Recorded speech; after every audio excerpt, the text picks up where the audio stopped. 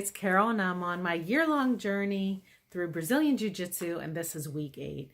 So one thing that's very important in martial arts is learning how to maintain distance between you and your opponent. So one way you can do that is certainly your words, and one thing you would say to someone is no.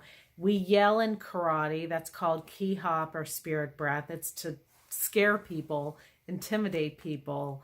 And when you're doing techniques along with a punch or a kick, you are supposed to yell. It helps you scare someone away. So that's one way we do it in karate. In Brazilian Jiu-Jitsu, we don't use our words as much. We use physical distance. And one way to maintain that through Jiu-Jitsu is you can brace yourself against someone, and by using arms, knees, your legs. So there are many ways to maintain distance from someone so they're not able to punch or assault you, get chokes in. And one way that we also do it is trying to gain that small amount of distance so you can escape away from someone is so important in Jiu-Jitsu. And you should think about maintaining distance throughout your entire career and all the partners, different partners you're working with.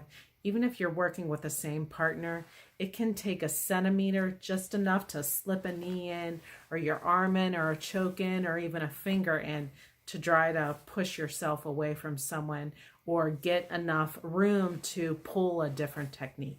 So always be thinking about distance. And this is a concept that can be very difficult for beginning students. I just want you to know, don't worry, it will take time. Some people it takes less time than others. But distance is something that as you're working with people, if you keep doing the movements over and over again, it helps you think about how to execute that particular technique and how to get some wiggle room or enough timing to get your distance in.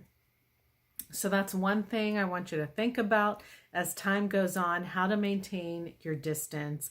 Look at different videos and watch different people how they do it. In karate, I can do it by either a step back and then I can come in with a punch or a kick, or as someone's inching towards me, I can maneuver in a certain way to keep that space. Because I don't like being, punched or kicked in the face or the abdomen. That can hurt. In Brazilian Jiu-Jitsu, often people are so close to you that it's hard to figure out how to maintain that even a little bit of space so you can get your maneuver in, either a hand in.